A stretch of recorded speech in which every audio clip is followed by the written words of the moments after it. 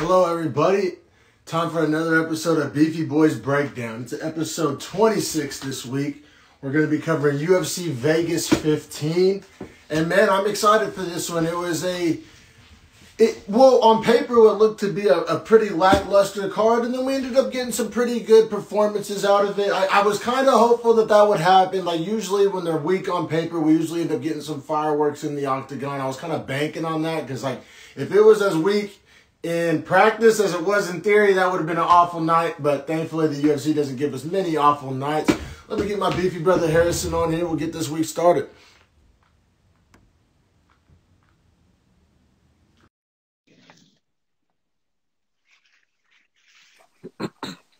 Hey, What up, brother? not much. Night of the underdogs last night, huh? Yeah, the underdogs were cashing in. Crazy because they haven't been recently. Like, it's been all chalk.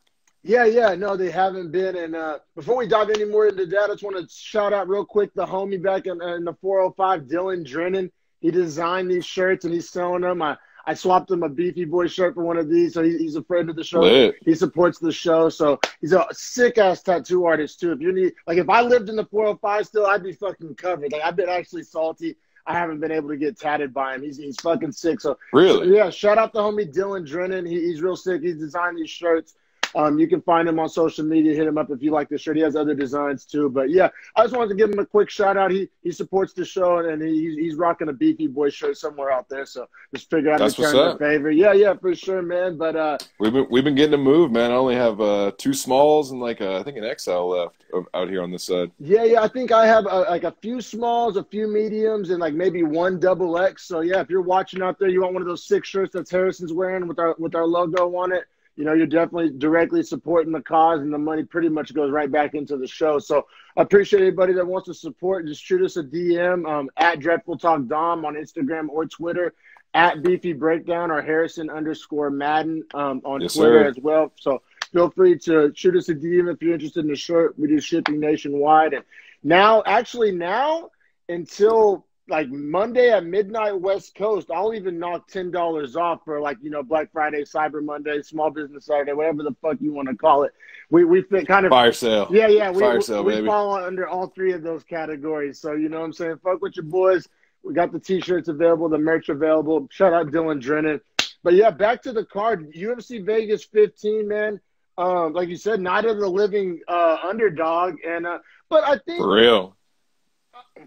I want to say, I feel like there kind of needs to be a caveat or an asterisk. I apologize. But because, like, none of these underdogs, I mean, maybe a few of them, and we'll get to it fight by fight, but I feel like a lot of these were kind of like pick'ems that. Oh, yeah. That, like, these would be 3-point favorites in football. 3-point favorites. Exactly. And, like, I feel like even the ones that kind of were a little bit bigger of a money line, it was just like Vegas kind of juicing a number to get action. You know what I'm saying? Like, I don't feel like there was that many like lopsided fights, potentially besides the main event. I kind of, saw Anthony Smith handling biz there. I thought that was kind of a quantum leap as far as jump up in competition. But I'm just saying, like looking at the card, there wasn't any fights where I was just like, oh, he's going to whoop his ass. It was all pretty, like, toss-ups. Like, while the actual Vegas underdog cashed a lot last night, I don't feel like there was a lot of, like, jaw-dropping, like, fuck, I didn't see that coming. You know what I'm saying? Yeah, I'm with you on that. And honestly, I just looked at it. The biggest underdog to win was plus 250, which that's pretty sizable, but no one else was more than a plus 160 after that. Exactly. They cashed. Exactly. So it's like, those are all like that's all for football fans. That's all within a touchdown. Like if you were a dog in a game, you might be like a 4.5-point dog. Like essentially, Vegas is saying you're going to be in it to the end. Well, that's the same thing with these fights. Yeah, I actually like that comparison a lot. And just like it was one of those things where, and we talked about it on more like betting focused shows of just how, some of those plus 100s are some of the best bets you can make because absolutely you start getting into the plus 300s. I mean, yeah, the return's great, but the odds are like quite literally not in your favor. And so, but yeah, those plus 150s, that plus 175 range, you can make money on those for sure, definitely. Now, I will say, and I texted this to Andrew before the fights all started, and I hope he took it. my pick of the night was Anthony Smith by submission. You did, and I got to apologize that did to happen. you because you actually wanted to put real money on Anthony Smith by finishing the third, right? Or was it going to be by sub in the third? Yeah, I would have taken him. I would have taken him in the third, and then I would have taken him by finish. And it was going to be like plus 800, right? Yeah. So I would have hit half of it. Well, so what happened to those watching and listening is because I kind of wasn't wrong. So this fight, for those that don't know, wasn't supposed to be the main event. It was supposed to be the co-main. One of the main event guys tested positive for COVID. The co-main got bumped up to the main. And there was controversy for like 24 hours before the fight of like people didn't know if it was going to be a 3-rounder or a 5-rounder. Yeah, and 5-round, 3-round, all kinds of stuff. Different people were saying different things. You were reading different things on Twitter. So like when Harrison saw this bet for third-round finish, like a third-round finish in a 3-round fight and a third-round finish in a 5-round fight are completely different things and have completely different probabilities of taking place. And me and Harrison was like, dude, I'm pretty sure it's a 5-round fight. I think I want to bet this third-round finish. And I was like, bro, like I swear to God, I heard people saying it was a 3-rounder. Like that seems like a tougher bet. And I was wrong, so I do apologize, bro. But, I mean, I would have missed on the rounds, but if I had gone under 3 rounds and by finish would have hit that, I think that would have come out at like a plus 400. So that would have been sweet. Yeah. But I don't normally bet it anyway. You know what I mean? Yeah. So it's no harm, no foul. And hopefully my friends that do bet, that texted me and asked for that pick, used it, applied it, and made some money on it. Because he was only a minus 135 in the overall odds. So when you select his path to victory, you obviously get increased odds, and he would become then a plus for that. He's an underdog in that aspect alone. Yeah, exactly. We give that advice a lot, right? Like if you like a guy but not the number, try to find a more specific bet, and you'll get a better number. So we damn near got a 2nd-round submission finish a couple months ago. Yeah. That we bet on. That was so close, man, so close. But we can go ahead and dive into the card. The prelims was only 4 fights deep, which I thought this was odd. Let me ask you: do you think they should have done 5 and 5, or do you think they should have done the 4 and 6 like they did? Well, I think they should have done 5 and 5. I don't think any of those. I think so too. Well, actually, you know what? Wait up, because was Baeza the feature prelim, or was Baeza? No, he was the co-main. Okay. Oh, yeah, that's right. He got booked. Yeah, I don't think any of those prelim guys was really worth getting bumped up to the main card, honestly. But if anything, like the women's fight at 135 should have been bumped down. Yeah, for sure. And we can talk about that. We will talk about that. But I was upset. I was dying when you were texting me last night. But yeah, man, the prelims, I think honestly, so what originally was supposed to happen too, this fight was supposed to be on the big ESPN or ESPN2, right? Not internet ESPN. And so I think for that purpose, that's why they were trying to beef up the main card, give and I'm sure time slots too. Yeah, like I bet they had 3 hours. Oh my bad. I bet they had 3 hours allotted, and that's all they can work with. You know. But they also were stupid in the scheduling of it, in my opinion, because so this got pushed back an hour, and then the college football game still ran over. So it was supposed to start an hour earlier. The college, it was never going to Baylor work. And someone else. I think the LSU game is what bumped it. LSU A&M. Yeah. But so I don't know. Like everybody knows college football games nowadays with spread offenses last like 4.5 hours. Like, I mean, honestly, if you want to add a main event to this prelim for a 5th fight, we can talk about Tyson Jones. Tyson Jones? Yes. Yeah, Mike Tyson, Roy Jones, sorry. I definitely planned on briefly mentioning the spectacle that took place last night. But we can cover it at the end. Let's dive into these prelims, brother. We got Luke Sanders, minus 160 favorite versus Nathan Manis at plus 135 underdog, fighting at catchweight 140. And then tell us a little bit more about this catchweight. I think you know a little bit more about it. Yeah, so Sanders originally, this is crazy, he's fighting at 40. I thought it was taking place at 35 because Manis fights at 45 and has had a fight at 35. Sanders, and it sounds like Manis is going to go to 35 for the UFC's purposes, from what I could tell them talking to him after. But Sanders has taken plenty of fights at 25, so he's coming all the way up 15 pounds. And I honestly thought that was going to help him a lot in this fight. It's crazy because Sanders looked jacked for 140. The fact that he makes 125, like he has like a V shape, like a wide shoulder, muscular frame. It's insane that he's able to suck down to 25 for real. I think he depletes himself pretty hard at 25, and that's why he's winning. I think he's going to come up to 35 now officially. Yeah, he looked big. so both these guys kind of were in their bulking phase. Not Manis, he's in his cutting, but they're, for him it's tough to make that weight right now. So the catch weight was good for both guys. And I honestly like Sanders in this fight. I really thought he was going to pull this one off. Well, he looked good, man. He looked good.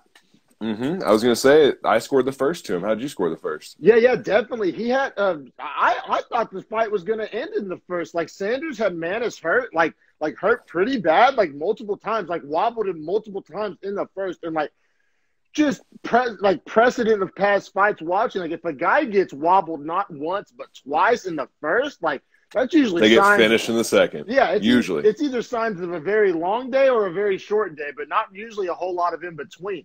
And but yeah, man is tough son of a bitch, hell of a chin, and he managed to somehow like gather himself in the break and came out in round 2 looking like a whole new fighter.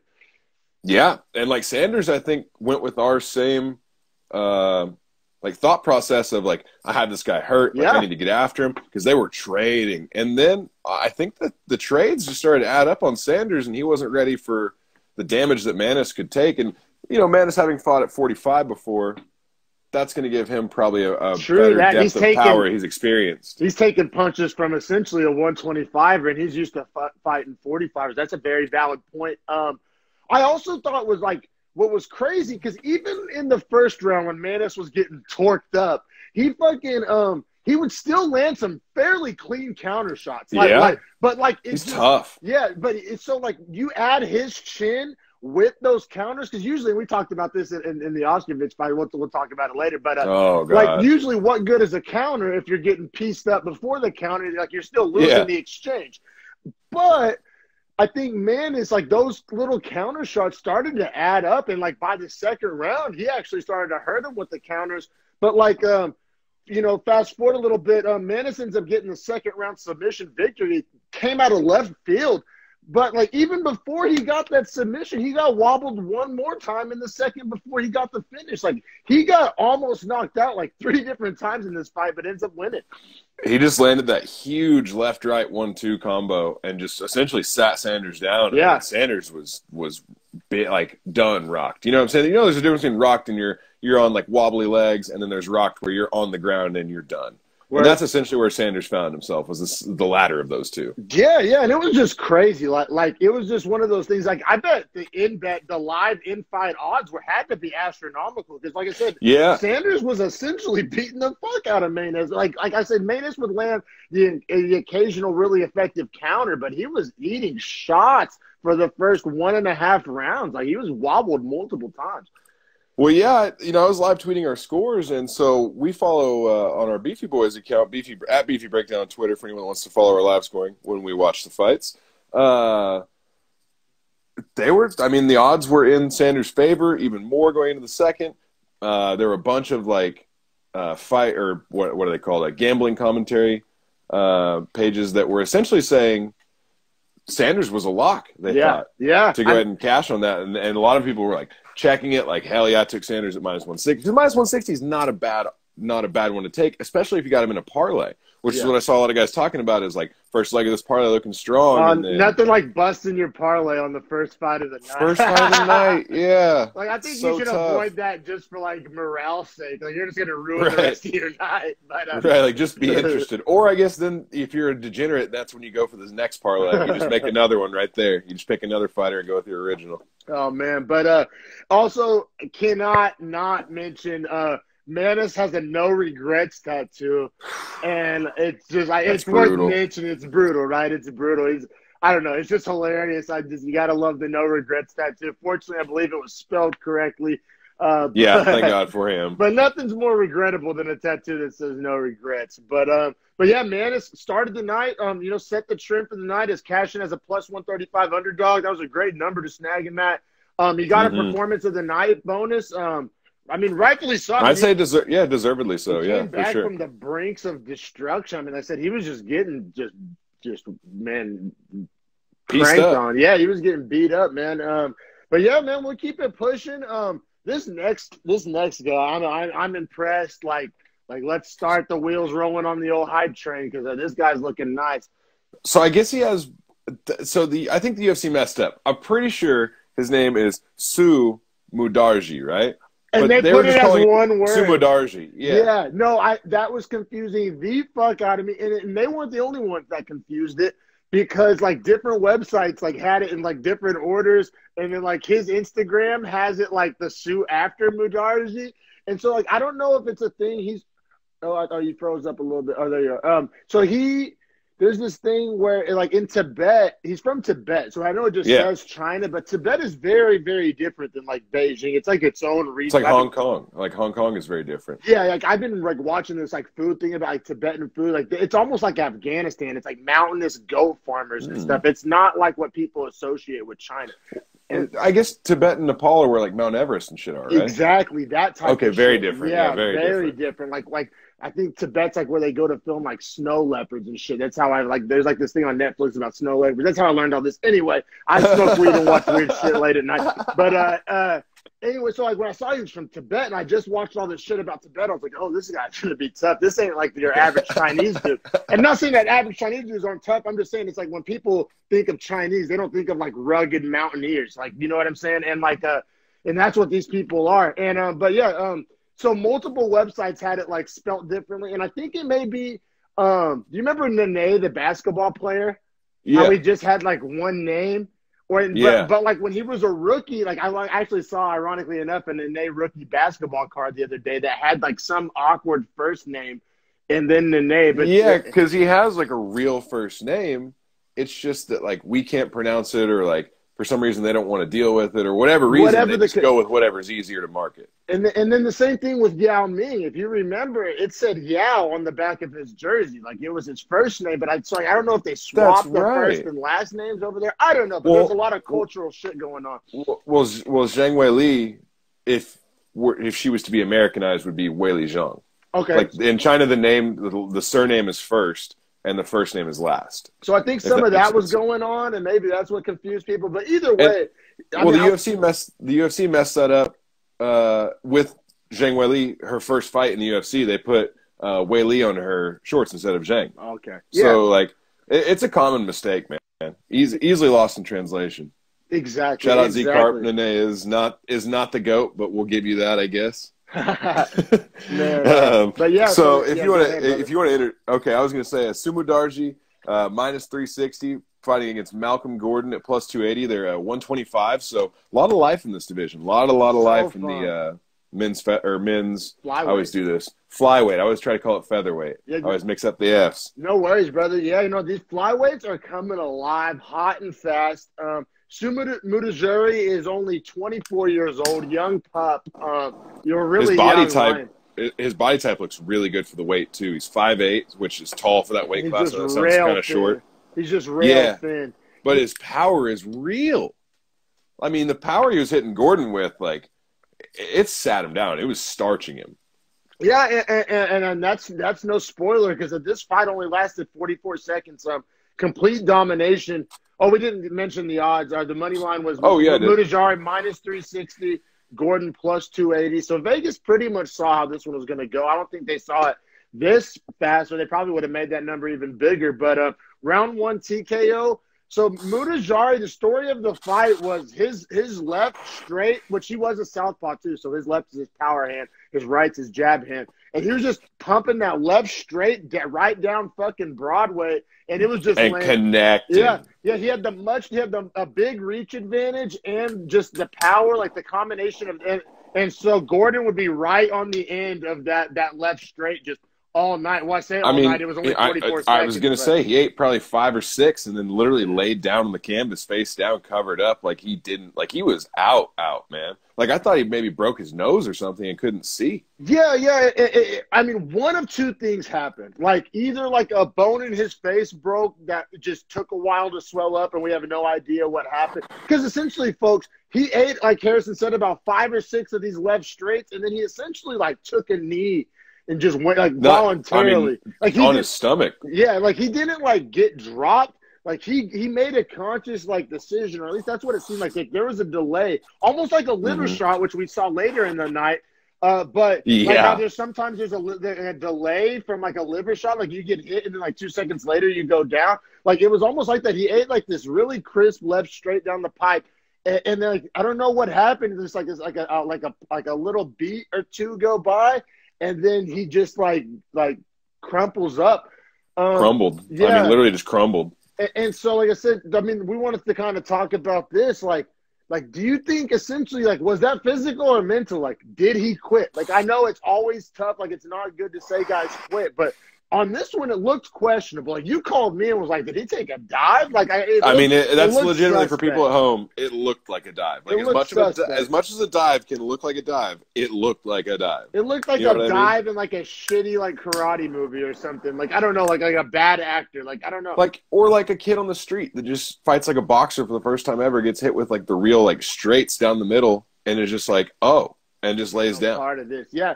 Yeah, so, like, I mean, I don't know. Like, I honestly hope that, like, it's weird to say you hope a guy's hurt bad, but, like, seriously, like, I hope there's some, like, weird injury. Otherwise, his stock is going down, in my view. Exactly. Like, because if he had, like, a broken orbital, or if he just legitimately couldn't see, like, he was seeing stars and just couldn't see, like, you know, I mean, it happens that, you know, it can, like, weird stuff happens in fights. But if he quit, man, that's pretty rough. That's pretty hard to, you know, give a pass to. In the Roy McDonald Robbie Lawler fight, yeah, Roy McDonald broke his orbital and his nose, and he said it pushed up onto his eye and was like pressing on the nerve, and he could only see white, and so that's why he went down in that fight in the 5th round. So if that happened, totally all good. I totally get it, man. I do the same shit. Like, shout out to you for being a warrior anyway. Yeah, but that looked a little bit like a dive. It looked suspect. It looked suspect at best. Sumanajari did get a performance of the night bonus for that. And like I said, 125 right now, it's like really top heavy. So, but like the bottom end of the top 15, I don't think is that insane. So I could predict, and other people are predicting too, that like I could predict like a quick ascension for Mutajari.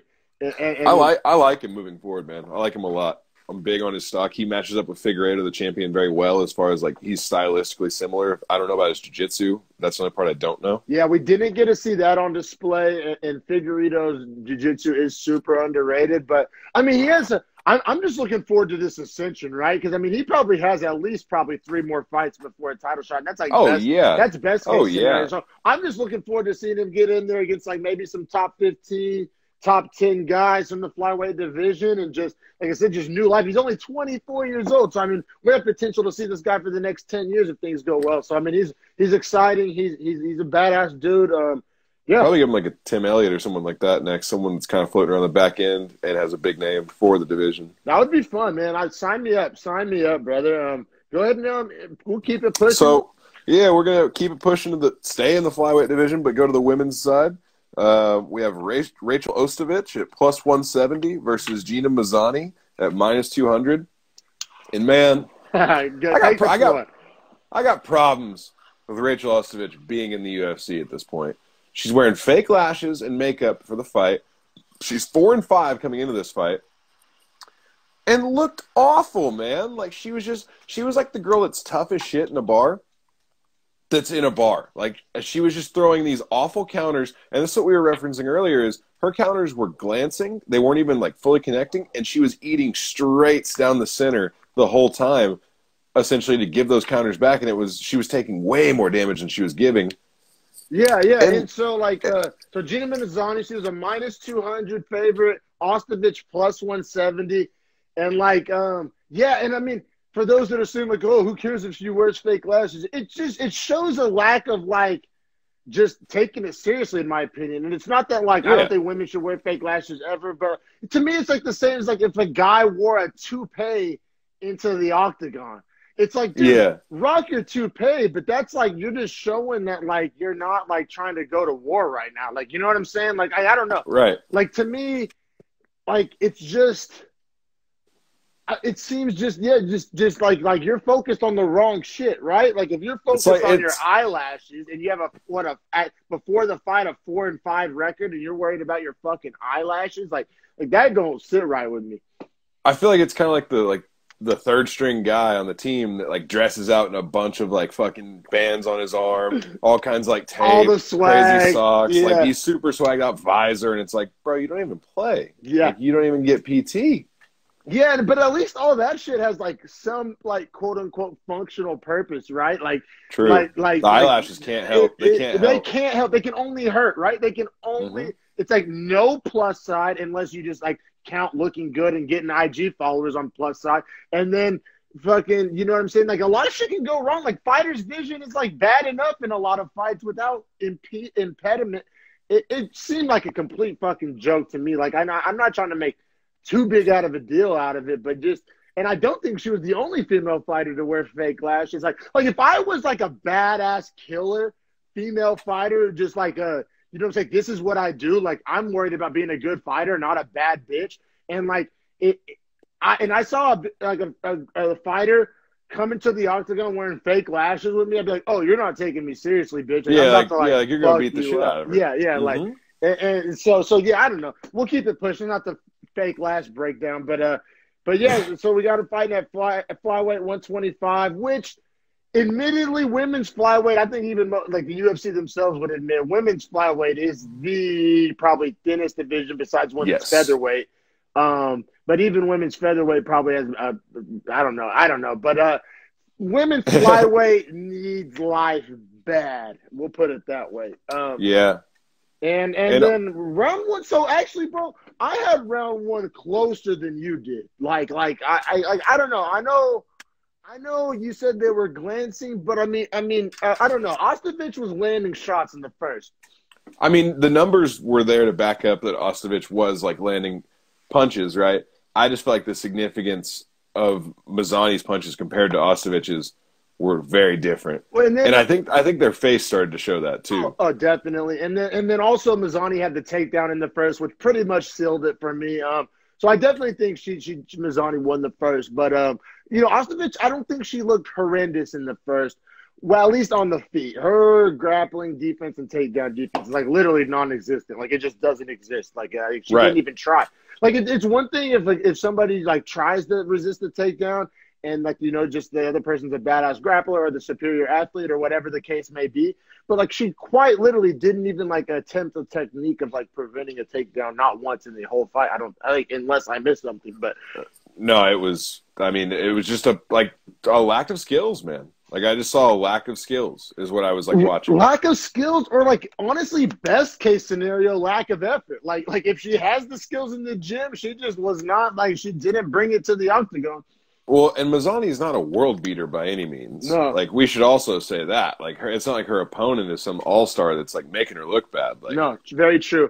And then in the second round, like, I mean, I didn't count, but it was multiple takedowns Mazzani got. Like, bare minimum, I think 3, right? Like, it was just takedown after takedown after takedown. They were gorgeous, too. I mean, different kinds of takedowns. Some double legs, some like, kind of pick them up and slammer type of different ones. Like, I don't know. She was showing decent like offensive wrestling, but like I said, it was against. She could never keep her down, and that was the round where Ostovich got in a north-south choke and then threw her legs up over and actually took Mazzani's back at the very end. Do you remember that?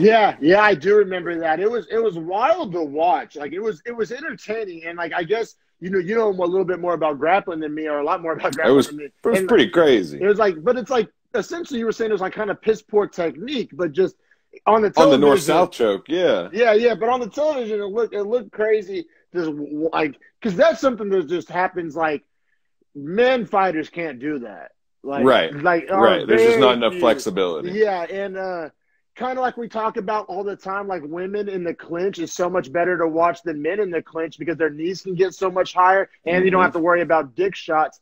So like there's just certain aspects of women MMA or like female MMA that just men can't replicate. So I kind of appreciated that. Just like, oh, like you don't see that every day, but yeah. I will say it was cool. It was really cool. I was just saying it's bad on Mazzani's part to not just swing her hips a little bit and not allow her to get both her feet hooked on her. Because it wasn't that fast. I feel like it was like really slow. Like she had a lot of time to like not allow that to happen. I feel you.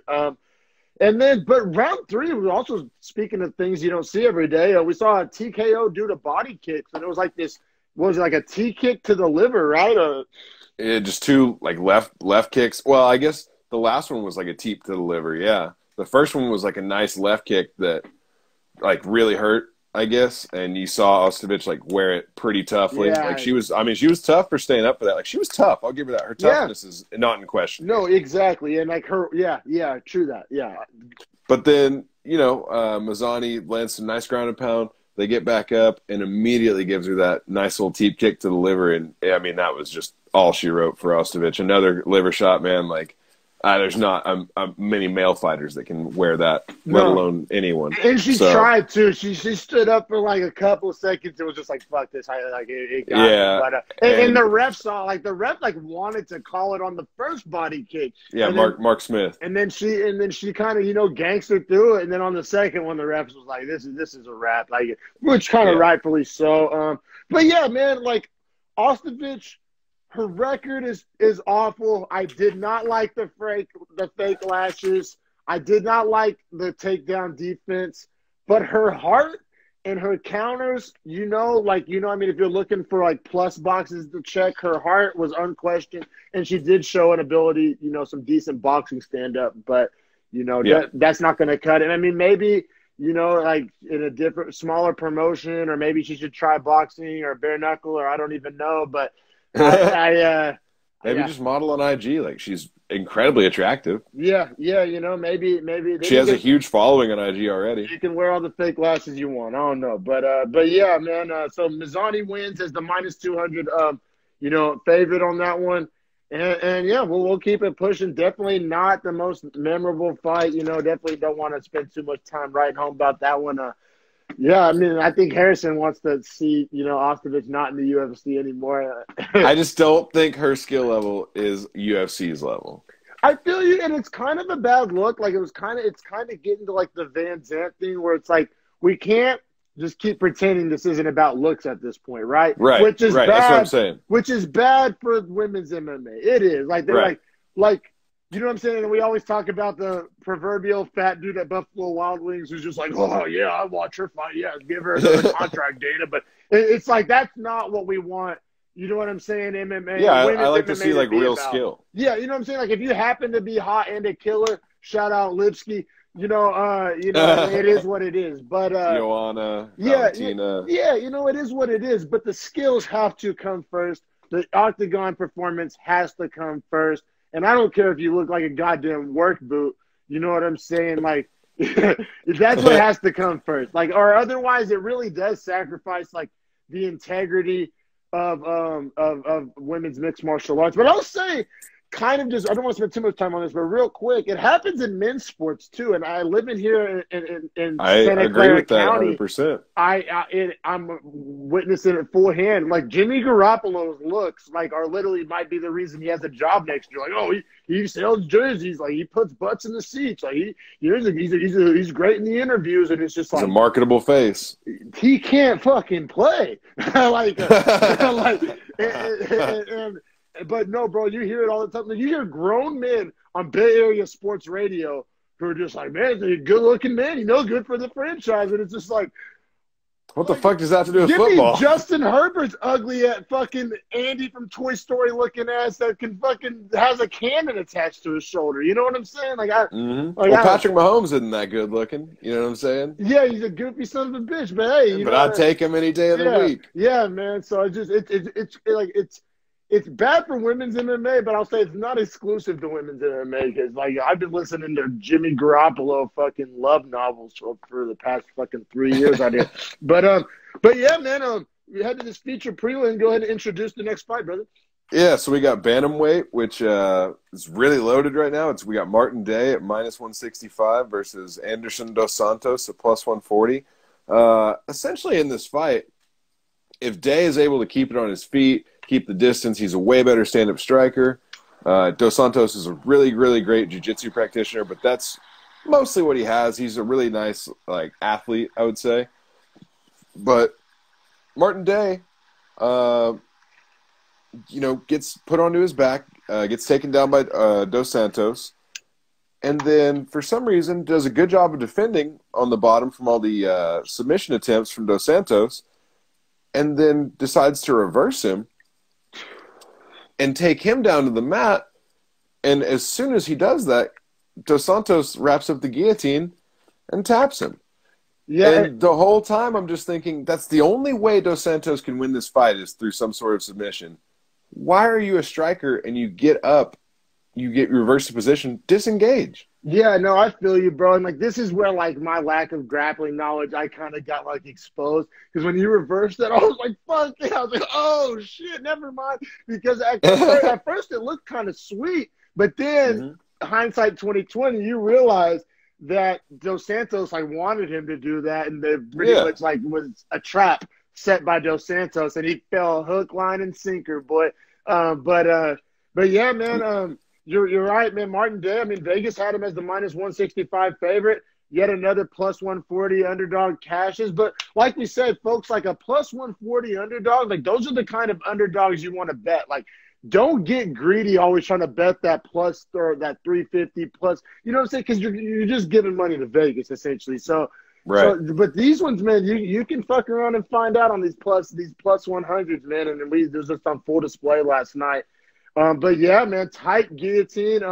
And Dos Santos afterwards, he was literally saying the same thing you're saying, essentially, like yo, like I'm a black belt. Don't try to fucking grapple with me, homie. Like, I think he said the same thing. Like you should have tried to keep it on the feet. Like I don't know what. Like Dos Santos' post-fight interview is essentially exactly like kind of like the same bewilderment that you're expressing. Like I don't know why the fuck he did that, but I'm glad he did. I mean, yeah, I was just in shock when I saw him like stand up. He had him literally only his head was in like front headlock, and it wasn't like that he had his hands locked even. He could have just literally pushed back, stood up, and struck. But then he decided to dip and go for a takedown. It's like, why are you doing that? I mean, I get maybe it's ego, you know. Probably reactionary too, you know. Yeah, maybe it's reactionary, maybe it's ego, maybe because some fighters, you know, they hear everybody all week saying, he better keep this on the feet if he wants to win. And, some fighters are just like, oh, yeah, fuck that. I've been hitting the mats. You know what I'm saying? I don't know. But yeah, man, definitely should have kept it on the feet. Dos Santos, you said, once again, cashes as a plus 140 underdog. And,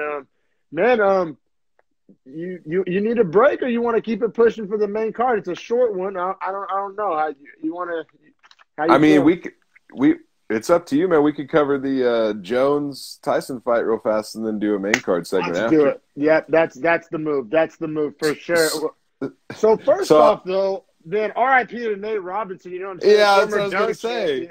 So I was going to say the co-main featured Jake Paul and Nate Robinson, and you saw a guy that trains boxing and has for the last 3 or 4 years. And has also fought in, like, this crazy arena before and has made that walk. Like, I know people say that's crazy, but you get this weird adrenaline dump when you do that the first time. No, bro. Right? I think this was his first one, but his brother fought on the last time, right? Or did he fight two? Jake Paul fought on that undercard. Okay, word. And he got a win. So he's 2-0 now in professional bouts. But, yeah, for Nate Robinson, his first time to ever, like, actually walk out to the ring and actually have to fight someone that he's, never met and that wants to hurt him. And, dude, R.I.P. Nate Robinson. He got flatlined. And not only, like 3 separate times. Like, I'm really surprised they even let him get up the first 2 times. Like, I'm in that kind of celebrity fight. Like, I thought they were just going to call it then and there. It's a real sanctioned match. Yeah. No, seriously. It was a real sanctioned match, which is cool. Like, that's why that's why they were like, if you get up. Like, it's a professional bout. Yeah. No, for sure. And I don't know. I kept seeing this from my friends and just people on social media who were just like, man, that was so sad to watch. I was just like, I felt the exact opposite, bro. Like, when you don't respect combat sports, like when you just think that, that's where I was with it too. Like, if you just think shit's sweet, like, I don't know how many fucking people I commented, this shit ain't sweet. Like, Yep. Like, shit ain't sweet, bro. Like, it's not a game. It's not fucking tiddlywinks. You know what I'm saying? It's a fight. It's a combat. It's a war. And like street fighting is so different than boxing or MMA. Like, when you get in there with someone that actually is trained to use the points of their body, like for combat, like you're in a whole different world. Well, you're in their world. And, bro, like, honestly, it was an embarrassment. Like, the first couple rounds, I was like, oh, my God, why am I watching this? I just need to focus on the UFC fight because it literally wasn't even a boxing match. Like, it was one guy boxing and another guy just, like, shitting the bed. Like, like, Nate Robinson, like, apparently he had been training for a couple of months. it looked like he had never thrown a punch in his life. Like literally Nina has better forces. I'll hold the mitts for Nina just like on some exercise shit. Like literally Nina like has better technique than Nate Robinson. Like it Dude, he was like winging shots. It was bad. It was so bad. Like I've seen like fucking fifth graders on the playground like have more like fight acumen. Like it was an absolute shit show. And I'm really glad that it ended as violently as it did. Fuck all this, like, I felt so bad for Nate Robinson. I don't know how many homies I had saying that shit, or I can't believe that actually happened. Like, no, man, like, as somebody who's been essentially covering combat sports, like, it's given me a whole new appreciation for it, a whole new respect for these guys. And, like, I mean, it's just, I'm glad that happened, bro. Yeah, when you don't respect it, you'll learn. Yeah. And it's the hard way that way. And also, like, I'm going to go ahead and say it, bro, because, like, I have enough anecdotal evidence to support this kind of hot take. Like as I have a lot of friends, you know, black friends. I'm part of the black community. You know, I hear a lot of, you know, takes from the black community. Essentially, all the black folks thought that, like, essentially he was just going to, like, whoop the white boy.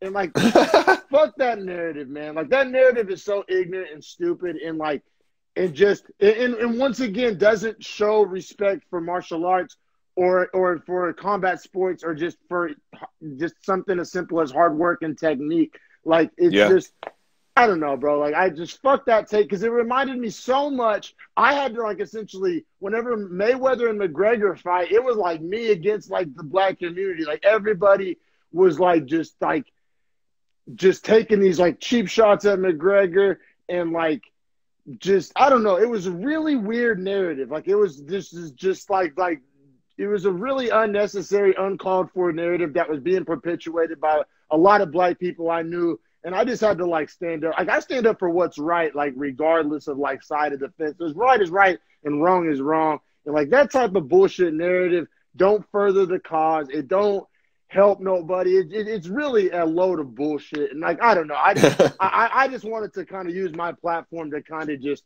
shit on that kind of, like, mentality, honestly. I feel it. I feel it. But, yeah, and then we'll get to the well, but then there was a real fight after that, and that was actually a good fight. Like, for two 50-year-old men, now granted, Roy Jones' last fight like 2 years ago, like, he should have been in better shape, honestly. It was 8 rounds, only 2-minute rounds. But Tyson was looking good as fuck, man. Like, Mike Tyson is still powerful and still fast. It's still like, he was throwing some, like Roy Jones, like, some say he fought smart, some say he fought scared. Like, he did not want those. He fought scared as hell. He did not want any part of those Mike Tyson heaters, which who does? Who does? Yeah. but I'm just saying, like, I'll say, like, because I kept reading also, like, takes. Like, we were having a conversation on Facebook with a friend, shout out Nolan. He was just like, oh, look to me like some old men making some money to me. And I was like, no, like, Tyson was in there trying to bang, but it takes two to tango. Like, it really does. Yeah. Like, you know, I'm not trying to, like, you know, shit on Roy Jones Jr., you know what I'm saying? Get your money. I'm not trying to eat any Mike Tyson punches either, but I feel like he wasn't super game. Like, he wasn't trying to throw, really. He was trying to, you know, survive 8 rounds and cash a check. I feel like so. For those saying that, like, you know, they weren't really trying hard or it was a kind of a patty cake fight, like, I felt like, you know, it takes 2 to tango to have a banger. And I feel like Tyson was game for a banger, but Roy Jones probably wisely wasn't. And so, yeah, I feel like that was kind of like, it was fun. Most importantly, it was fun. I enjoyed watching it. And for the fucking old man get off my grass, like, oh, this is an abomination. I shall not partake in this nonsense. Like, fucking get the stick out of your ass. Like, you know what's really a joke is how there's 300 belts. So if you want to say something's a joke, fucking, I agree. That's what makes boxing watered down and is a joke right now. And they don't make the matchups that everyone wants to see. They don't make the matchups. There's like 90,000 real jokes in boxing. This wasn't one of them. This was what it was. But for everybody that was like firing off this is what's wrong with boxing hot take, get the fuck out of here, because boxing has like real problems, like real, like serious, like core, like integrity problems. Yeah. Like, so Like for this is what outrages you, like this, like get the fuck like out this of is here. the hill. This is the hill they want to die on. Exactly. Like, yeah. So I don't know. I wanted to fire that off too. Like, I don't know. I saw a lot of that from people just like acting like, oh, I'm above this, and it's like, no, the fuck you're not, because yeah, right. yeah. I'm with you on that, man. Like, yeah, a lot of people were shitting on it, and I was just like, come on now, like honestly. Mike Tyson landing those body shots, like Roy Jones even said after the fight, he was like breathing super heavy. He was like, those body shots did not feel good. Like, oh no, they were throwing some heat, or Tyson was throwing some heat on them. Yeah, Mike Tyson was even like, man, I'm sorry, Roy. And Roy was like, I mean, it's a fight. Like, don't be sorry. And Mike was like, yeah, No, they like, were Mike both Tyson's so like cool a changed about dude. it. Oh yeah, he's awesome. He's amazing. Shout out to his podcast. What was it called? Hot Boxing with Mike Tyson, right? Yeah. And Tyson Ranch. Yeah. Shout out to Mike Tyson. I thought it was like sponsored by Weed Match and shit. It was just funny. Mario Lopez, like it was just a spectacle. Those rappers. Israel Adesanya called it. Super cool. I fucked with that headley. He has a future in that for sure. Yeah, absolutely, dude. He was calling out amazing shit. Like whenever Nate Robinson got clipped on the back of the head behind like the ear in the first round. He was like, he said it was a GB20 nerve, and I was like, oh, whoa, like he knows like anatomy when he strikes, like. Oh, that's impressive. And just America's just going to fall in love with it, man. You know, America loves an accent, like especially like it's New Zealand, but it's a good one. It's a good one. It's a good one. I don't think it's Australian. Yeah, or English because people are stupid or whatever. Americans fucking eat that shit up. 2, he's a tall, super handsome black dude, and 3, he's like, I mean, essentially one of the best fighters of all time. So he's credentialed. Like, he has a long. I think we're going to be watching Israel Adesanya call fights like when we're like next to DC, men. maybe. Hopefully, yeah. Like we'll be old men, and they'll be like the Teddy Atlas like old guy. Like, I really hope we can see that one day. You know what I'm saying? Like, dude, I hope so too. If that's what he wants. But yeah, no, it was a lot of fun, man. I thought I gotta say though, it can't be all roses and blowjobs. I thought that. The fact that they called it a draw, it did kind of like take the rug out. Like it kind of. Well, it's an exhibition, so it's not officially scored, so it had to be a draw. Oh, okay. I didn't like that, but it is what it is. Like I'm not gonna bitch and moan about it. It just kind of like was anticlimactic. Just kind of like. I feel like it gave credence to those people that were saying it was bullshit nonsense. You know what I'm saying? Like, that gives their argument a leg to stand on. I'm not saying it validates their argument, but like it you know what I'm saying? It gives a little credence to it. But I don't know. I loved it. I thought it was fun. I was watching it on my phone.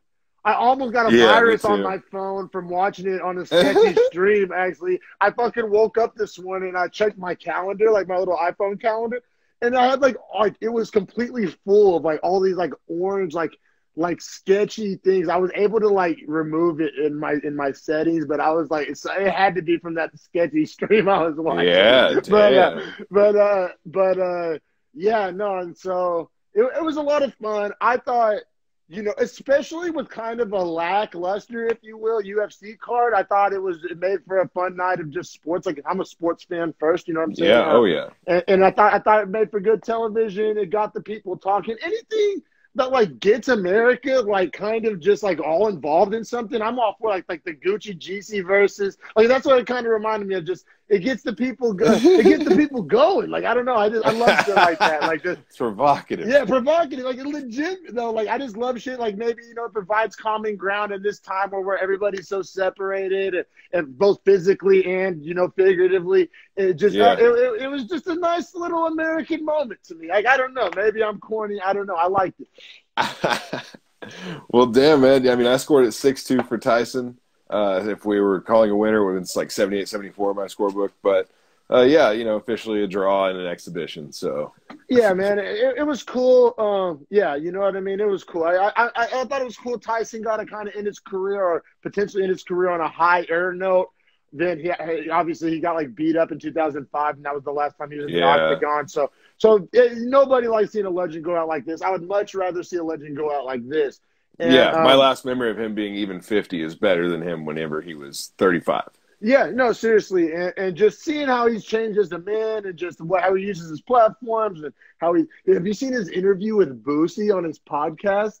No. Oh my! Is it a God. must watch? Must watch. Like, it's crazy. Like, because you know, Tyson, he has, I don't know if you're familiar with this podcast, but he will ask the most like tough, like awkward questions that like nobody else would have the balls to ask.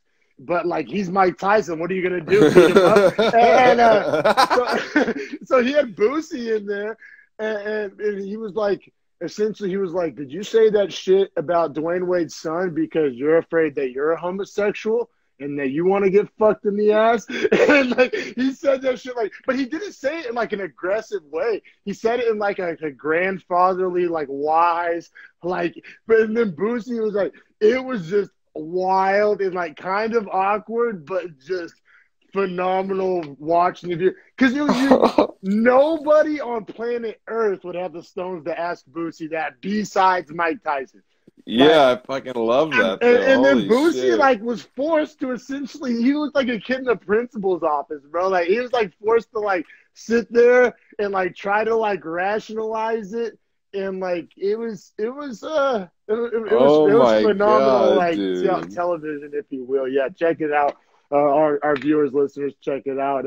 It was great. But yeah, shout out Mike Tyson, man. One of the GOATs for sure. Mount Rushmore of boxing, Mount Rushmore of combat sports, period. It really. Yeah. And it was just it was a pleasure because let's be real, bro. Like when he was fighting, we were essentially babies, like elementary school, like young. So like it was nice to have like an actual memory of like a Mike, even though this wasn't the real experience, just getting to kind of experience like, you know, even after all these years, just the general public, like just the Q ratings through the roof, essentially. You know what I mean? Yeah. No, I was with it. I enjoyed it. But that pretty much wraps up our prelim card, right? Hello, everybody. I'm going to keep it pushing here on Beefy Boys Breakdown, episode 26. And, man, we're going over UFC Vegas 15, which was headlined by Anthony Smith and Devin Clark. It was originally supposed to be Blades versus Lewis. I was super stoked for that. Blades got COVID, or at least tested positive for COVID, so then it promoted Anthony Smith and Clark up to the main event. So, yeah, let's get my beefy brother on here. We're going to keep going over the main card of UFC Vegas 15, Smith versus Clark.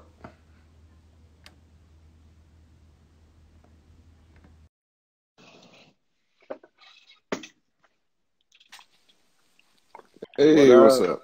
What up, man? Yeah, and, shout out to Fillmore watching live.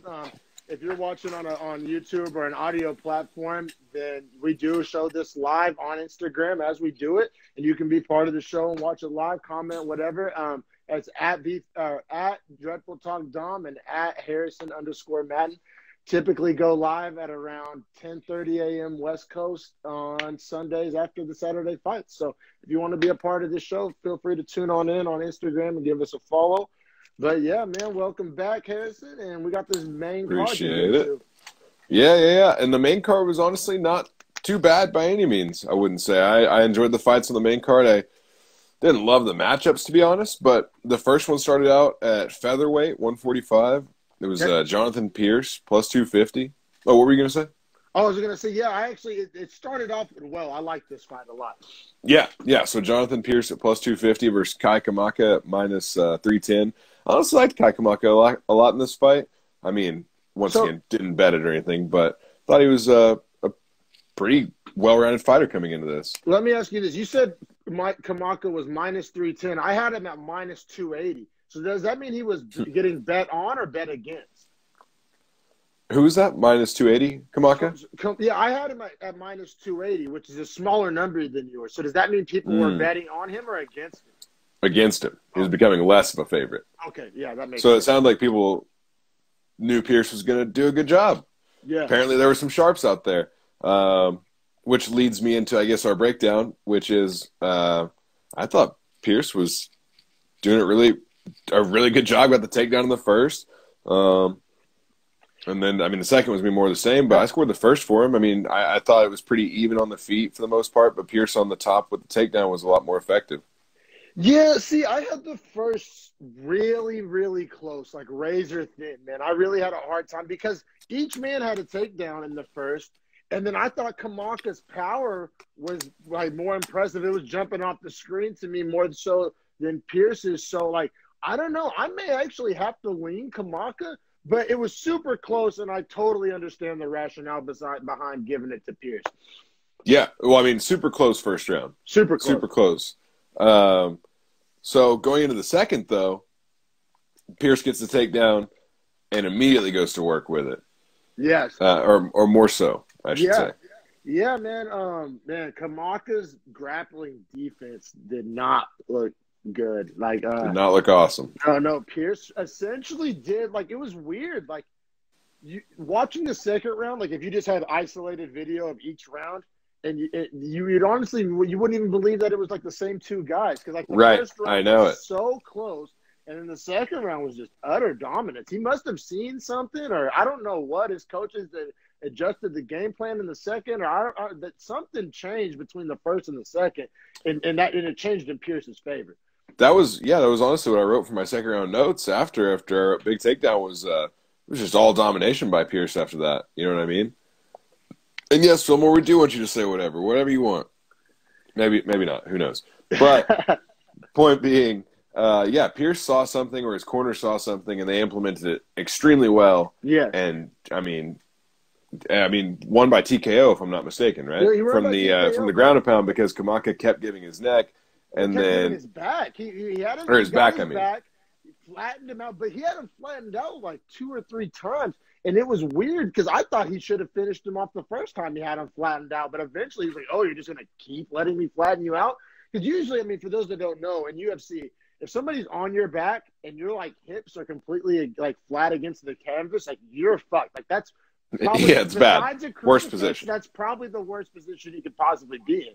And, because, I mean, if you can't defend the shots, the grappling, anything, you're literally just like target practice at that point once you're flattened out, essentially. And like I said, he was just flattening him out, I think, multiple times, if I'm not mistaken. And, he ended up finishing off with a TKO, just really basic ground and pound, just like boom, boom, boom. But, I mean, that's all you have to do when you have somebody flattened out. It's like you've already done the hard part by flattening them out. This is just a formality at this point, just finishing you off. So yeah, man. I mean, Pierce looked good, man. Cash, and he was the biggest underdog to Cash, right? Plus, I had him at plus 240. I guess he started off at plus 250. Yeah. Right. So that means some money came in on him. Yeah. So that means a lot of people made money last night. Shout out to those people. Congratulations. Yeah, smart. It was a smart bet. He was the biggest dog to win, and apparently he was the one that got the most movement. So it's pretty awesome. Yeah. I think Kamaka's striking looked impressive, but he's got to hit the mats for sure.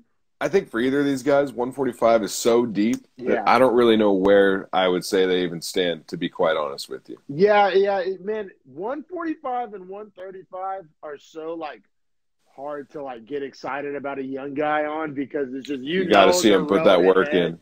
Like you're going to have to go, like, 5-6-0, 7-0 to get, like, up there with the top guys. I mean, it's just so loaded. Like, it's so log jammed. So, I mean, good luck to you. I mean, you know what I'm saying? But, yeah, just didn't jump off the screen as, like, elite, like, oh, this guy's going to make a run. But I feel you. Well, I mean, we can keep it pushing to the next fight, because I don't think there's much more to cover for those two guys. It was pretty straightforward after that first round of an even trade. The next fight's women's bantamweight, 135. Norma Dumont, who actually missed weight by 3 pounds, 139.5, well, 3.5 pounds, I guess. Plus 120. What's crazy is she came up from 125 and missed the weight. Really? I thought she was the one that. No, I think it's the other way around. It's not the other way around. I'm pretty sure it's the other way around. I'm pretty sure Evan Smith came up from 25. Oh, yeah. And Dumont went down. Went down from 45. Yeah, I was like, right. Dumont hasn't weighed 125 since she was in 8th grade, bro. She's a beast. But sorry, yeah, I did get that backwards. Yeah, so Dumont moving down in weight, misses weight though still. Yeah. Ashley Evan Smith moving up in weight was the minus 150 favorite, which I was surprised by. Yeah, me too. This is one of those fights where I'm just like, and this doesn't always work. It's not always a muscles game or a physique game, but just when these two ladies stood side by side, you're like, whoa, how is that one underdog? You know what I'm saying? Well, Ashley Evan Smith also wearing fake lashes. Yes, she was as well. I was like, are those fake too? This is an epidemic right now. Crazy, man. And both girls with fake lashes got their ass beat. Essentially, is the storyline of the night. Yep. I mean, Dumont's legs, by the way, were extra thick. Like, you could tell she was a 45er. Dude, she literally was built like a strong safety. Like she was jacked. She had abs, but not like skinny abs, like thick abs. Like thick, like NFL pass rusher abs. Like Right. It was crazy. Shoulders, like she had a fucking softball right here as her delt. Like she was jacked. Like honestly, like I mean, but I'll say she had the weight to lose. It makes me question. I don't know if she's a nutritionist that's what I was getting at. Yeah, like she needs to go to the Apex, or the Performance UFC PI for her next weight cut, because like the weight was there to be cut, and that's not like me taking shots or anything. Like it wasn't. You could see it on her legs. She wasn't sucked down. Like it almost looked like she just walks around like, or she was fit as fuck, but she didn't look like she really tried to cut weight. If you get what I'm saying, but. And I think she did blame it. She addressed it in the post fight. I gotta say, bro, like women's weight cuts and men's weight cuts are just totally different ball games. Like they really are. Like there's science behind it. Like just like I mean, could you imagine? Like I mean, we literally can't imagine because we're men. But like I mean, say it's like weight cut week and like your period hits and you're like in a sauna, like you know what I'm saying? Could you imagine? I mean, that's essentially what happened to her. What she's saying. Yeah, that's what I'm saying, bro. Like it's really hard, like. But you know, the only thing I think is like all these other women always make the weight. You know what I mean? True, and they're savages. I'm just saying, like men's weight cuts and women's weight cuts are just like it's like apples and oranges. You know what I'm saying? Like it's just the anatomy, the biology is just two different things. But I feel it's not an excuse. It's not an excuse. It's just a factor, I guess, if you will. But for sure, man. And but yeah, round one. I mean, I really gave Dumont all 3 rounds. It was pretty much a slaughter. Oh yeah, man. Dumont. I mean, her power was just jumping off the screen. I mean, I mean, Evan Smith was helpless. Like literally, she was like getting hurt by every shot. It was just like fleeing from them. Couldn't wrestle her. And just everything she tried was just like nope. Like it was tough. Girl. It was tough. It was like a rat like trying to run away from the snake and just hitting the glass cage. Like it's just like you're fucked, homie. Like yeah, there wasn't a scenario in which Evan Smith won that fight, which. Like we said, is pretty wild that she was the betting favorite. But yeah, you know, I scored at 30-26. How about you? I scored the second round 10-8. Easily could have been. I wrote like could have been 10-8. Like wouldn't have been mad if it was 10-8. Like I didn't personally give it a 10-8. I've seen more dominant rounds, but I feel you. Like there wasn't really any like plus side to the Evan Smith in the round. So I feel you. Definitely not mad at the 10-8. I didn't personally give it, but I totally understand it. But yeah, all three rounds of Dumont. I mean, really domination. I mean, really, it looks like the only question moving forward, it's hard to get excited about Dumont because like, can she make the weight? But I think she can. Right. Like we I said. think definitely she can. It's just. Will she? Yeah. Yeah, right. I feel you. But I mean, God damn it. If she gets that weight cut dialed in. She could be something at 35 for sure. Just like I said, some guys you watch them, or ladies too, like fighters, you watch them, and it's like, yeah, they win, but it's like, you know, I'm still not that excited. Like, you're not going to really do much. But like, some people jump off the TV screen and are just like, yo, like this may be something. And that's how I felt watching Dumont. It's one of those things too. She probably didn't even like have to drop weight. Like there's probably just no fights for her at 45. We've had this conversation before. Yeah. Like there's just literally nobody to fight at 45 like body. So I imagine she probably was like kind of forced to take the weight cut just to like remain active. I mean, I imagine it's probably hard to be an active fighter at women's featherweight. Yeah. And I'm surprised there's not more women's featherweight fighters because there's enough women that could be 145 and be in like really thick cut shape. I think it's just going to take time for more women to get interested. Yeah, for sure, man. But yeah, I mean, pretty dominant performance. But like I said, whenever a fighter misses weight by a lot and then performs really well, it kind of does temper the excitement. Yeah, it's hard to get like that excited because it's like, A, are they going to make weight next fight? B, how much of that dominance was, due to not properly cutting weight. Like how would she have looked if she did come in on weight? You know what I'm saying? So it leaves a lot of speculation and kind of hard to, Beefy Boys Nation out there supporting, baby. What up, Nolan? Thanks for turning in, baby. But yeah, man, we'll keep it going to one of the first team all-name on the UFC roster, Spike Carlisle, minus 180 favorite versus Bill Algeo, plus 160. And fighting at featherweight. A lot of small guys on this card, which I'm down for. Those weight classes are so packed and log jammed. They need to bang out fights and just kind of sift through all of it. See, you know what I mean? I honestly loved this fight because Carlisle is like this freak that just has like this big explosive movements, and like he's always going for like these flashy KOs, big slams. And Algeo's kind of a man. Who's the guy that fought Ally Quinta? He's like an Ally Quinta. He's super tough, gonna stick around the whole time, and gonna like just pop you with like hard jabs, good wrestling. He actually trains out of Pennsylvania or New York as well, so kind of up in that same region. Man, just eye test. I don't know how Carlisle makes 45. He looks so thick. Yeah, thick. Like just a thickness. Like I'm talking like just thickness, like chest wise, that you don't see in featherweights. Which in fighting that doesn't help you all that much. But like he's like the Joaquin Buckley of 45ers. It's just like, where is this chest coming from? But anyway, man, I actually gave round one to Carlisle. It was really close. But I thought in the first round, and it is his style of fight. He's a very like pressure heavy, like fast paced fighter, and it was so close that I gave him the first because of that pressure and pace. Like, you know what I'm saying? It just, he was kind of dictating things in the first, but both fighters fought phenomenal. Carlisle's style kind of just, I thought I gave him the round.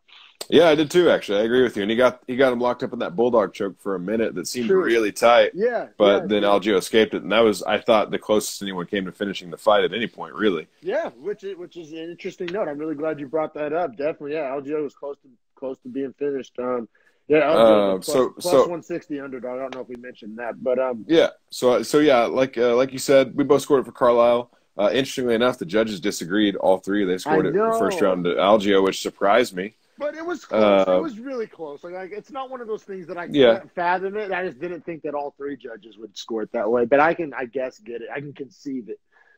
Right. And then I thought the second round, though, was definitely Algeo's round. Like, I thought that was he got the takedown, and he looked just a lot better. Yeah, definitely. I wrote Algeo's grappling. He won the second round. But Carlisle did finish round two strong. I wrote it. I wrote there's potential in my book for it to be 2018 to Carlisle. Yeah, if some squirrely judge out there, which obviously thankfully wasn't the case, but some squirrely judge out there would have gave that to Carlisle for sure, just because he ended the round on top. That's so oversimplified, but we've talked about it a million times. Judges sometimes really have like a weighted grade on the end of the round. So, but then round three. Algeo, I mean, it wasn't there wasn't as much action around there. The pace kind of slowed because the pace was insane through the first two. I thought Algeo had way more in the gas tank, largely due to the insane pace of the first round on Carlisle. And then, he was just more in control. Like Carlisle, he fights with, it is kind of his style, but especially in the third round, he just fought kind of more desperate, more panicked. Algeo seemed to just be calm, collected, in control, just like not panicking. So I don't know. Well-paced. Yeah, well-paced, exactly. Just it looked better. Like I don't know. I don't know what the strike numbers were, any of that, but just in the third round, just watching it, eye test, Algeo just seemed more in control, less panic. Like, I don't know. I gave it to Algeo. I did too. So I actually scored it the exact same as you, 29-28 for Algeo. Now, I could have seen an argument for it to have been 29-28 Carlisle, but the judges to all three agree that it was 30-27 surprised me. It surprised me. I think they just didn't like that particular set of judges seem to be like judges that favored like technicality over like the wild man style of Spike. Like Spike fought like true. He fights like a guy named Spike, like a Mike Perry kind of just wild man style. So it's so true, man. Like it's a perfect name for the way he fights. It really is. First team all name for sure. So yeah, it's one of those things with Beefy Boys hair split now where it's like we agree that Algeo won the fight, but we're kind of like really confused on how we got to that point. Yeah, but scorecards are weird. I guess the only thing that matters is the right man, got his hand raised. And yeah, we'll keep it pushing. This is the Beefy Boys up next, man. Yes, sir. Some heavyweights. The only heavyweights on the card since obviously Lewis and Blades had to fall off. That fight would have been so sick. Can we just take a minute and just fucking be frustrated as fuck that fight would have been sick? I hope they reschedule it because it is going to – because I think Lewis is fighting Rosenstrike. One of them is fighting Rosenstrike instead. Oh, well, then it'll be Lewis because Blades tested positive. Yeah, exactly. So, I like Lewis Rosenstrike a lot. No, that's cool too. But goddamn it, Blades, I wanted to watch you fight, man. But yeah, he had to go out there and get COVID. But in this heavyweight fight, we had Parker Porter at plus 170 against Josh Parisian at minus 210. Parker Porter by fight time, it got bet down to Parisian minus 200. I said Porker. Plus 175. Freudian slip there on the fat kid joke. But, yeah. Damn, so more money in on the underdog right there. Yeah. Crazy. That's pretty crazy. So I thought they were just trading in the first, and I looked at the strike numbers, and it looked like Parisian had won the strike numbers, but honestly, I could have seen like it going either way. Me too. Right? Me too. But Porter finished that round super strong. Yeah, so I looked at it from this lens. I said that, like, Porter had a way more in the gas tank after one and, like, looked fresher, but he was also hurt worse. Like, I thought – Right. He was hurt bad in the start. Yes, Parisian got pretty damn close to finishing him and was hurting him pretty bad. So it's just like, how do you score that? Like if a guy gets close to finishing, but by the end of the round looks like dog shit, and then the other guy almost gets finished, but by the end of the round looks like he has two more left in him, which would essentially be proven true. It's really tough to score. Like, I legit didn't write a winner on this. It's a close round. I scored it for Parisian, but I did note that Porter finished the round stronger than Parisian, and it was a close round. It was a very close round. So I'm not mad at it going either way, to be honest. Yeah, me neither. Because of how close Parisian got to finish him, I'm not mad at that, giving it to Parisian at all. But I think Parisian kind of blew his gas tank in that first round, doing it, landing 52 significant strikes because he looked exhausted after the first minute of the second round. He did. What do you think about round two? I actually scored round two a 10-8 for Parker Porter because I thought he was just all over him. Had him in the key lock on his wrist. I mean, didn't get to the finishing position with it, but had his arm extended. I think you're getting a little loosey-goosey with your 10-8s, bro. I think you're getting a little generous. You're like the Bernie Sanders of 10-8s over here. Everybody's getting 10-8s. Well, Parker Porter got a takedown. Like, he just dominated in every phase of the fight. Like, I felt Josh Parisian didn't do anything in the second round that was of any damage or threat. No, I feel you. I'm just giving you shit. But I just think the Porter, he had the takedown. He had the way fresher gas tank.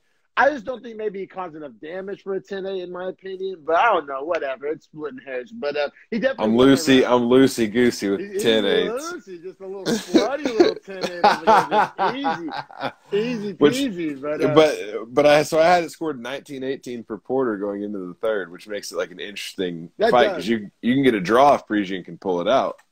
No, I feel you. That does make it interesting through that lens. Round three.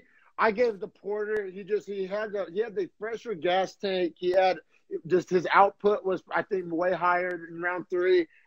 I gotta say that this pace was insane, and it was one of those things where my eye test actually matched the stats. Because when I was watching it, I was like, "This pace is nuts! How are these guys winging this many punches?" And then it comes to find out, I actually set a record for heavyweight strikes thrown in a 3-round fight. So there'd been more strikes thrown in a 5-round fight, which is just simple math, duh. But in a 3-round fight, highest pace ever by heavyweights. So they're big boy heavyweights. They both cut to 265. Yes, they both had to cut. So it was just. I mean, you can't really get much better than that for like a viewing perspective. Right? 214 combined significant strikes. Yeah. That's a bunch for heavyweight. Oh, yeah. A bunch. It was a lot of fun. Both guys looked great. Like I said, it was weird, though. Parisian has heart and balls because his gas tank was shot after one, but his output didn't stop. Like, he was literally running on fumes, but just still had his pedal to. He's like, if I run out of gas, I run out of gas. But I'm swinging for the fences. And he kept swinging. Like, it made no sense. I've never seen a guy, his jaw was wide open. He's fat and as just fuck. lumbering shots. Still, the pace doesn't slow down. And, like, it didn't, like, make sense. Like, I don't know how he did it. Like, I like both guys moving forward from this fight. I mean, I'll say that for sure. But both guys threw like spinning kicks, like they were like super athletic fat dudes. Yeah, Parker Porter landed a head kick. Josh Frigian landed a spinning back fist. Yeah. Like, it was a crazy good heavyweight fight. It was fun. Gave me a little bit of juice for heavyweight. But I scored the third round to Porter. I think you did as well, it sounds like. Yep. So you had it 30-27 for Porter, or? You know what? No, I'll do 29-28. I had 2 rounds for Porter, and I'll give the first to Parisian. I suck at that fight, Matt. Well, so I scored at 29-27. You scored at 29-28, which one of the judges scored at 29-28. One judge scored at 30-27, and one judge scored at 30-26. This fight was totally up for interpretation. Everyone had Parker Porter winning the fight. We all did, but we had 4 different ways to get there. Exactly. That's what I'm saying. Like, this is a classic example of 4 different people going to see 4 different things, because somebody's going to see Parisian almost finishing him in round 1 and give him credit for that, like we kind of did. Some people are going to just see, like, who's the fresher man who looks better at the end of the round. Some people are going to go off of who ended the round strongest. Some people are going to go off of just strike numbers and stats. And it's just that fight was so crazy that it did kind of leave some wiggle room, in my opinion. Like, I'm not mad at really any of the scorecards. But, yeah, it was a lot of fun. Just so much fun. Broke a record. Parker Porter cashes as a plus 175 underdog. So that's awesome. And like I said, people were betting on him too. So people made money on that fight. We'll keep it pushing. Yeah. So our co-main event of the evening, 170 welterweight. We got Miguel Baeza versus Takashi Sato. Yeah. At Miguel Baeza, Jim at minus 200 and Sato at plus 170. I had minus 200 on Baeza. By fight time, it was plus 175 for Sato. So I guess a tiny bit of money came in, but nothing crazy. Okay, yeah. So it shouldn't have come in because Baeza looked great. Yeah. I thought he looked super crispy in the exchanges. I thought he was getting the better of Sato most of the time, and was just overall like he could wear the damage that Sato was hitting him with well. Like, he never seemed like a shot checked him at one point. Yeah, he seemed fresh. His cardio, he could go for days. His technique, he was well-rounded. He looked phenomenal. He was undefeated, and spoiler alert, still is undefeated. He's at 10-0 now, overall. And round 1, I give round 1 to Baeza. He hurt Sato pretty bad. He cut him under the eye. Sato was wearing damage. Sato looked like he had already been through 3 rounds at the end of 1. Yeah, he was getting his face was getting beat up. Like, they were trading, but Baeza was definitely getting the way better end of those exchanges. Like, if you were calling it trading, it was not a fair trade. No, it wasn't a fair trade. Yeah, because Sato was landing. Sato didn't look horrible. He's right. Sato's a dangerous fighter, but just by his levels to this shit, he looked phenomenal. In round 2, Baeza ended up getting the sub, was the arm triangle, which it was his first submission victory. And all week, and essentially that was kind of the knock on him, or the perceived weakness, was that he couldn't get finishes on the ground. He wasn't a dangerous grappler. He had 8 KOs leading up to this fight. No, yeah. So yeah, I know, but that just shows the society we live in, right? You knock out 8 people, and they're gonna be like, "Oh, he didn't sub anybody." Fucking you didn't choke anyone out yet. It's like they were asleep before I could choke them. No, totally. But that's like a perfect microcosm of just Twitter and society. Just like you can do everything good, and you're gonna find a problem. So he showed really nice jiu-jitsu too, man. Because once he got the takedown, he waited right there in half guard between back mount and between full mount, trying to let Sato pick which way he was going to get finished, because he was going to transition to the neck off of his back if Sato gave him his back, and then when Sato rolled onto his back and gave his front, Miguel Baeza was ready and just literally had the arm triangle already pretty much sunk in, and it was deep. And that's that. Oh, bless you, brother. Bless you. That's that beefy analysis that only your man Harrison _Madden can provide, man. I love it, man. But yeah, Baeza, he looked so good. And then after the fight, I thought it was kind of cool that Felder, I don't know if he was being a company man or if he wasn't being a company man, because hear me out. Because he said he openly admitted, because we had kind of had our conspiracy theories that, like, oh, they keep trying to boost these Contender Series guys and giving them kind of shots they don't deserve and stuff. But it was kind of like the rumblings were there in, like, the UFC fan community. But I don't think anybody from UFC had openly come out and kind of admitted to it. And Felder did. Felder's like, yeah, I think he's going to, get a top 15. They're boosting these Contender Series guys. Like, Felder, I don't know if it was like a slip or if he was trying to prove a point, or I really don't know what he was doing. I think Felder's kind of taking a shot when he says that, because I don't think the fighters that have gotten there without the Contender Series respect the Contender Series. Me neither. That was my gut instinct, but also Felder's such a company man.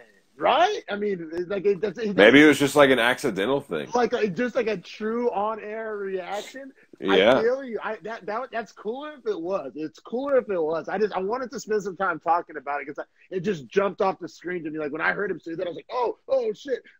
Yeah, he said it. He said it. Yeah. They openly promote the DWCS guys. Yes, seriously. So I was just like, especially my little conspiracy theory ass, I was just like, oh fuck, did he slip up? Did he mean to say that? Did Dana tell him to say that? Was he salty? Like I couldn't like interpret it. But yeah, I definitely wanted to see how you felt about that. It also makes sense that Dana would do that because that builds Dana's own name and brand himself. So no, I feel you. It is kind of questionable. I mean, maybe like the thing very questionable. The thing is, though, like the first time it works, it all makes sense, right? But it's just like they keep swinging and missing, and it keeps getting more and more obvious how sketch it is. You know what I'm saying? So, right, yeah. Like, and it doesn't make me root against Baeza. Like, I'm not holding that against him, but I could see people rooting against Baeza for that exact reason, just wanting these Contender Series guys to keep flopping, to just, like, I don't know. I could see that.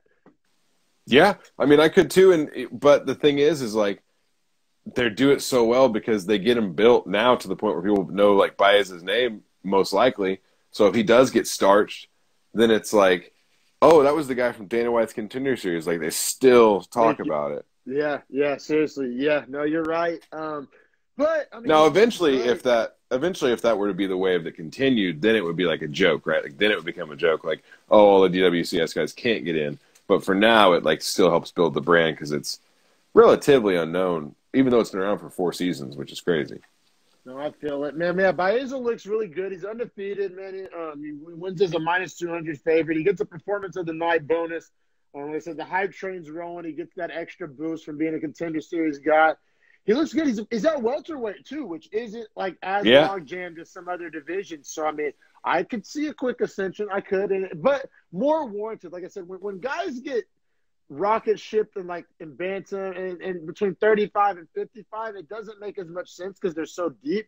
But at 25 or 70 and up, I actually favor like rocket ships. Like, you know what I'm saying? Yeah. Like, it's fun. You can move up quicker in those divisions, which we talked about that before. But yeah. So a lot of talked about there as far as the Contender Series and all that. But Baeza, I mean, great. He look. I didn't write down his age. He looks young as fuck. I don't know if it's tight skin or what, but he's young as fuck. He's let me make sure I get this right before he's 28. 28. He's born in 92. Okay, yeah, for sure. Yeah, he's in great shape. He looks like a stud athlete. But, yeah, well, he's an exciting fighter moving forward. I imagine because Takashi Sato, he's not like a no-name fighter. Like, that was a pretty damn good win for him. So, absolutely. He's earned a little jump in competition, not purely just for – well, and he beat Matt Brown in his last fight, too, That's right. So he kind of not called out Robbie Lawler. He said Lawler would be a fun fight, which I agree. It would be a cool fight. But,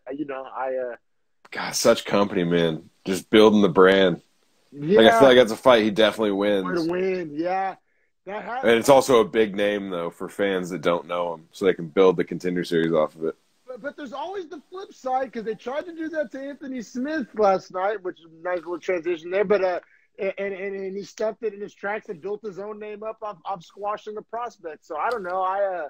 There's always the upside. I feel it's not as likely to happen, but let's get into it. Let's get into the Anthony Smith fight. You want to introduce it? Yeah. We got Anthony Smith, number 6 ranked light heavyweight contender, -135 favorite, fighting Devin Clark, unranked, +115 underdog there, fighting at light heavyweight 205. You know, Anthony Smith is coming off some really tough losses, like really high level of competition, but still at like, what, 3 losses or 3-1 in his last 4, I think? John Jones, Glover, and Alexander Rakic are his last 3 losses. He's 1-3 in his last 4. It's been a tough run, man. Fought for a title, got his teeth literally knocked out of his head by Glover. Yeah. The fight with Rakic wasn't awesome either. Pretty non-competitive. Also got his house broken into and had to literally damn near kill a guy to get him to stop robbing his house. So he's been through some stuff in the last 2 years, you know? Yeah, definitely, man. And you know, and I love him when he's doing like analysis. He does some super good on the mic. Work for or some color for the UFC as well. So, you know, cool guy to root for, you know, a big name. And I don't know, the UFC was sending a message with this matchup because you know, he was fighting an unranked, essentially, prospect, and essentially they're like, you know what I'm saying? This was kind of make or break, right? Like, yeah, so it was like get dropped back to 12 or 13 and then potentially cut if you lose one more, or win and stay in. Yeah, exactly. There are a lot of high stakes on the line for him and for the other guy too, but I feel like Clark kind of had a lot to lose or a lot to gain and not a ton to lose because he can always just fall back on you know, he was a 6th ranked guy type of thing. But, so yeah, these type of matchups are always interesting. I got to say, I don't think anybody saw the first round sub coming. I mean, I didn't hear anybody calling for that. I didn't call first round, but I definitely called for a sub. Now, reason I called for a sub, and I don't know if I text you this, Devin Clark had 4 losses coming into this fight, 2 of them by submission, and he's not a great jiu-jitsu practitioner. Anthony Smith's been a black belt for years and years and years, has 19 or 20 submission victories on his record. So it almost made sense that a guy that is obviously susceptible to submissions and grappling might get entangled with a guy on the ground that's super good, that's sneakily good, I should say. I feel you. I think, and myself included, when I envision this fight in my head, just because I've seen so many Anthony Smith just savage bangers, and then he's coming in against a young, you know, stud that said he wanted the first round finish. I honestly just envisioned a fight where they're just standing toe to toe in the center and just banging it out and knocking out more teeth. But it also makes sense having that jiu-jitsu in his back pocket, and after going through some gruesome bangers recently, that Anthony Smith probably wouldn't want to sign up for another one of those right now. Exactly. But I totally, you totally saw it coming. But, you know, shout out to you. That was a great call on that one.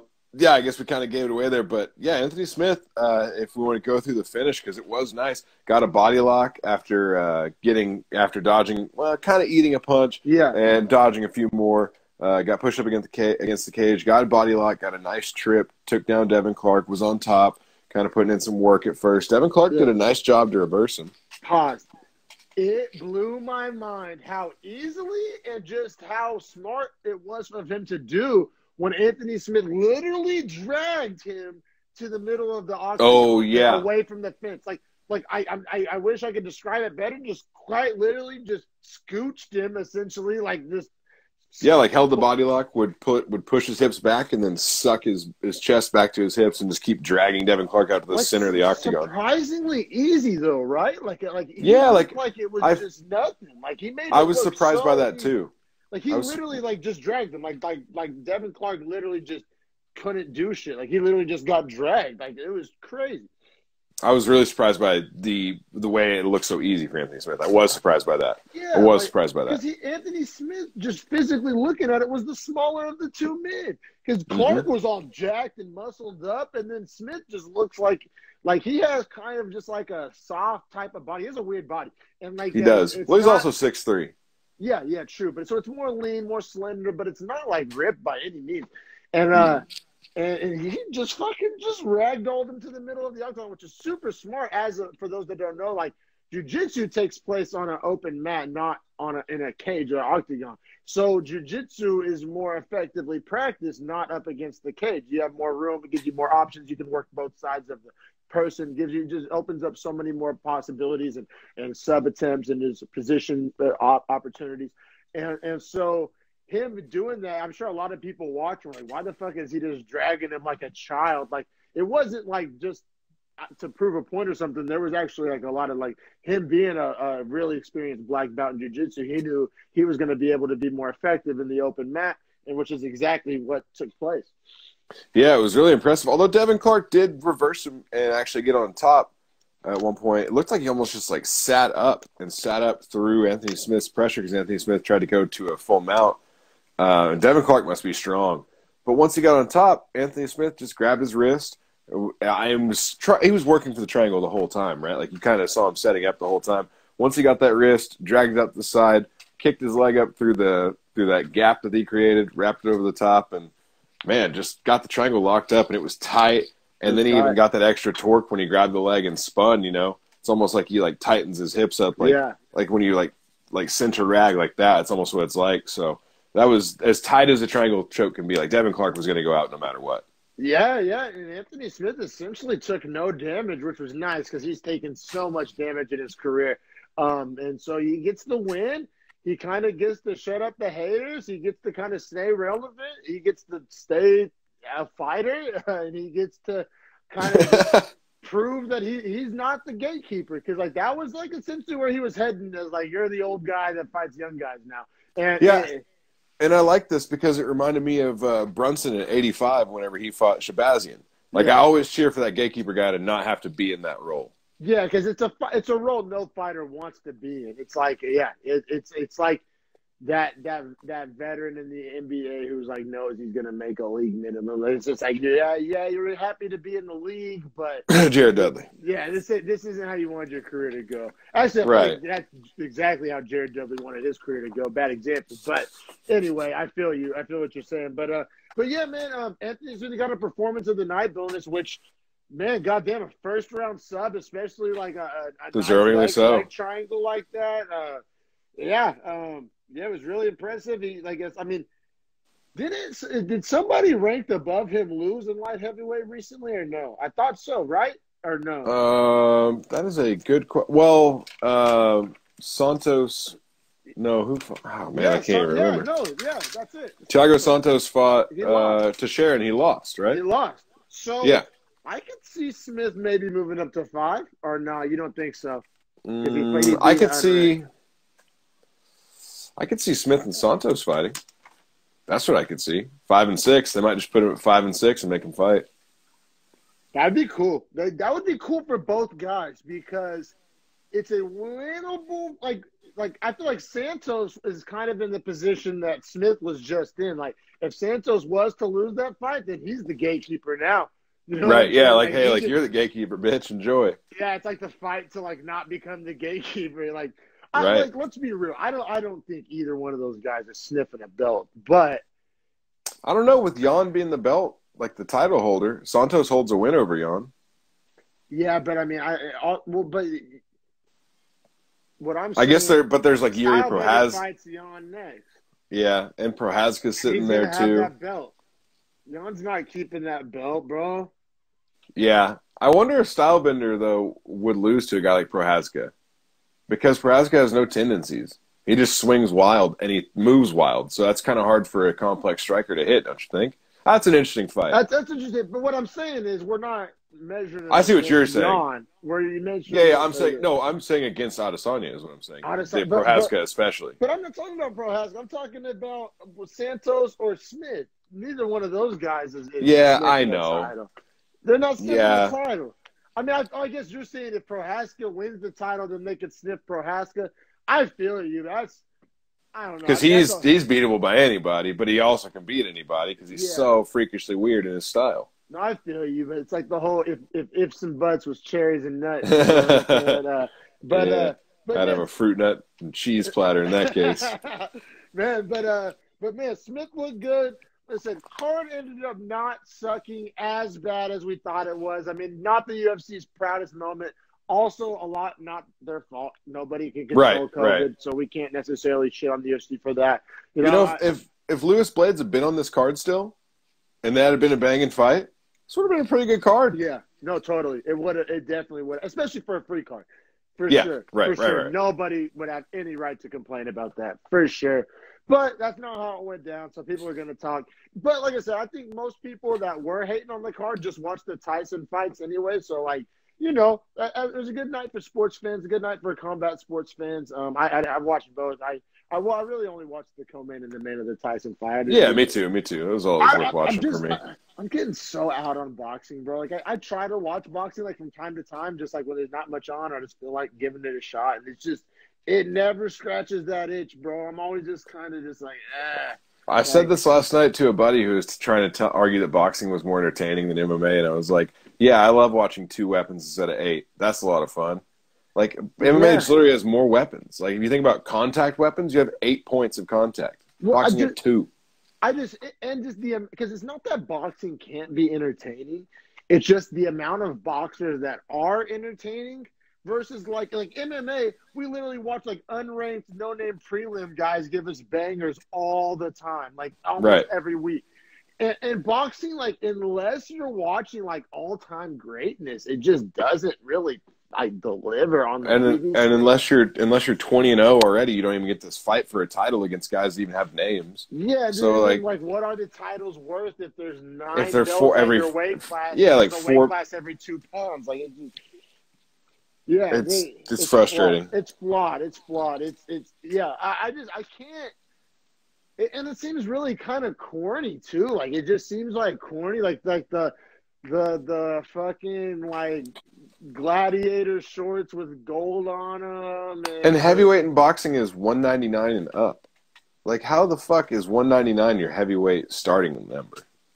Yeah, that's weird too. And I think it also like there hasn't been, and I emphasize likable American champ in a while, because obviously Mayweather, but this Mayweather just like makes it so hard to root for him essentially for a lot of people.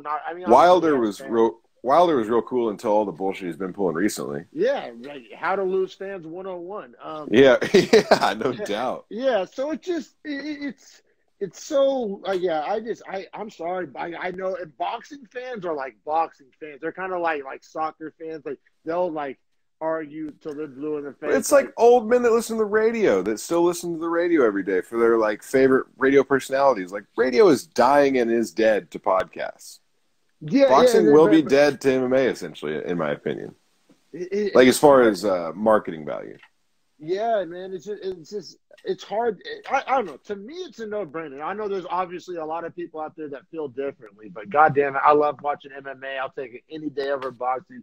It's really rare. Like so many things have to go right for like a boxing fight to be entertaining. Like I feel like there's one fun boxing match every like 3 years, like legit, like that, like is like a war of a boxing match where each guy starts landing shots, but they don't go down. Yeah, it's like we don't see that enough. It's rare, bro. But yeah, man. Beefy Boys Breakdown episode 26. Subscribe on YouTube at Beefy Boys Breakdown. Hit us up on social medias. We got the Beefy Boys shirts available if you want some. We got some sizes left. And yeah, just hit us up. They're on sale for $25 until Monday at midnight on the West Coast. So yeah, yes, sir. Hope everybody had a great Thanksgiving. Hope everybody's, enjoying the holiday season, enjoying, getting a little colder and all that. And yeah, man, I appreciate your time as always, brother. Always, bro. I'll catch you soon. Take it easy.